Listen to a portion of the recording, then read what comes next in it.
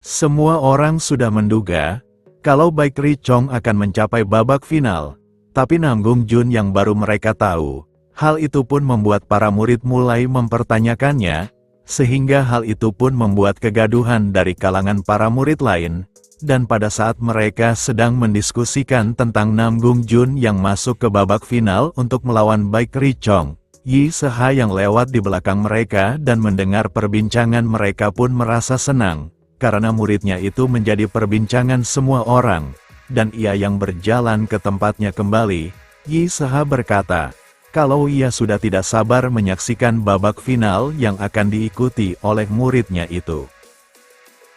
Hari di mana final turnamen dilaksanakan pun akhirnya tiba. Di waktu tersebut, Namgung Jun dan Baek Ri Chong yang sudah naik ke arena pertandingan. Di sisi Baek Ri Chong yang melihat ke arah Namgung Jun pun berkata dalam hatinya, kalau terlepas dari tubuh Namgung Jun yang lemah, kekuatan pedang yang ia tunjukkan di babak sebelumnya sangatlah luar biasa. Dan meski kalau Sword Ki yang dimiliki oleh Namgung Jun sangatlah mengerikan, Baek Ri Chong berkata kalau ia tidak boleh kalah dari Namgung Jun di final tersebut, karena demi membalaskan dendam klannya yang sudah mengorbankan nyawa mereka untuk melindunginya. Baek Ri Chong berkata kalau ia harus menang dalam pertandingan tersebut.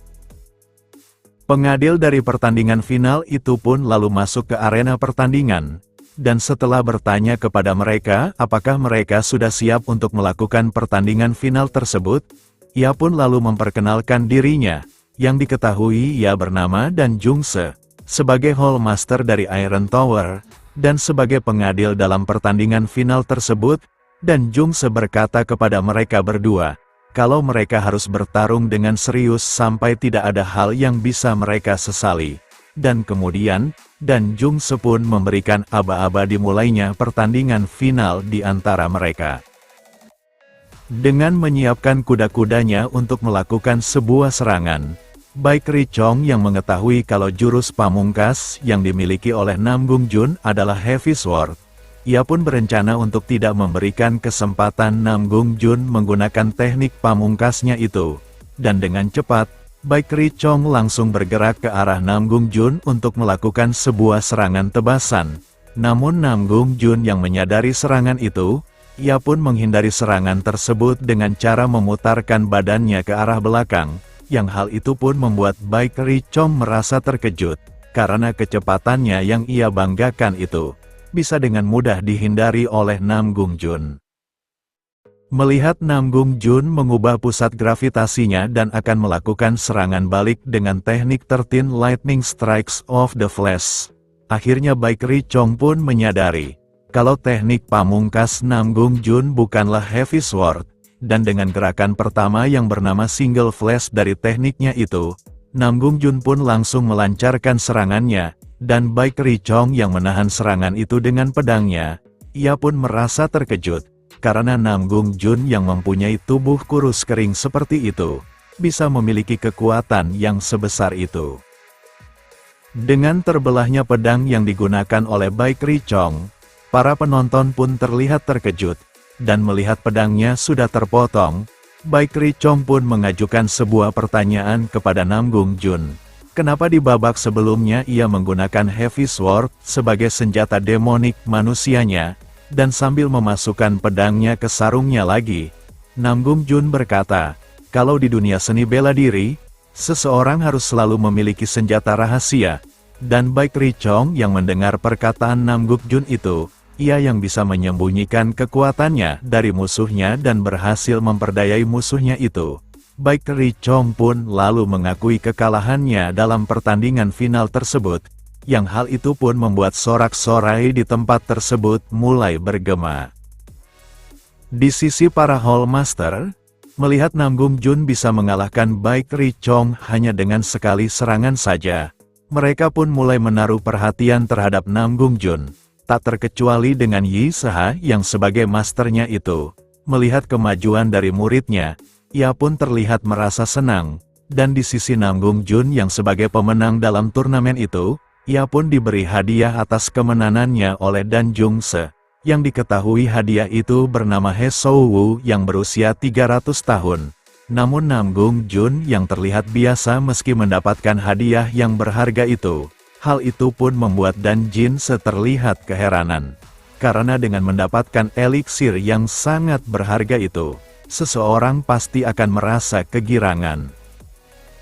Di sisi salah satu Hall Master dari Flying God Hall yang ia anggap top 3 di antara 10 Hall yang ada di perkumpulan Blue Sky mereka, ia yang sebagai Hall Master dari Flying God Hall pun berkata kepada Namgung Jun, kalau ia berencana untuk menjadi Sword Lord di masa depan, Namgung Jun seharusnya bergabung dengan dirinya. Yang diketahui, kalau gelar Sword Lord adalah kepala Departemen Sword Fragrance, yang mengatur perkumpulan Blue Sky, dan agar ia bisa berhadapan dengan kultus Sun and Moon. Namgung Jun berkata kalau ia harus mencapai posisi Sword Lord.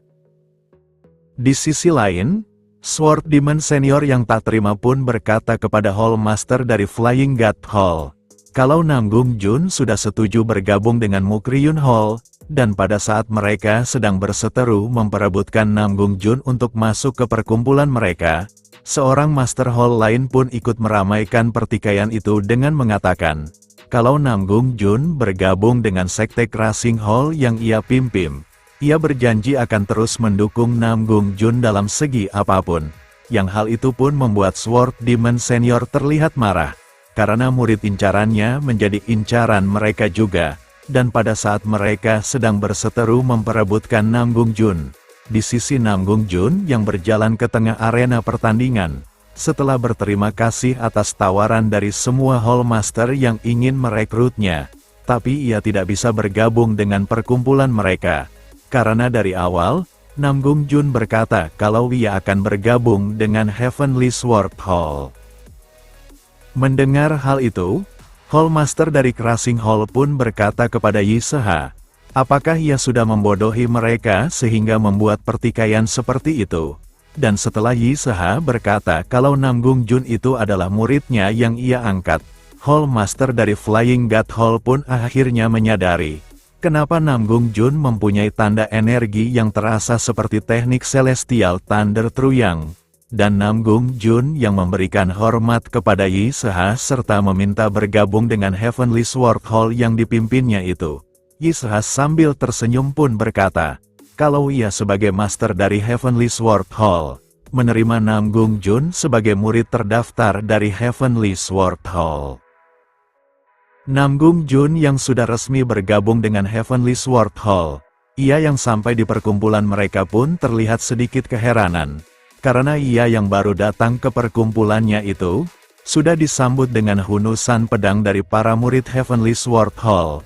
Dan salah satu dari mereka yang berkata kalau ia sudah mendengar banyak hal tentang Namgung Jun, dengan menarik pedang dari sarungnya, ia berkata, kalau Namgung Jun yang ahli dalam Fast Sword, ia ingin memastikannya terlebih dahulu, apakah Namgung Jun memang pantas untuk direkrut dalam perkumpulan mereka, atau Namgung Jun hanyalah pecundang yang tidak berdaya. Next, kita lanjut di part selanjutnya. Terima kasih.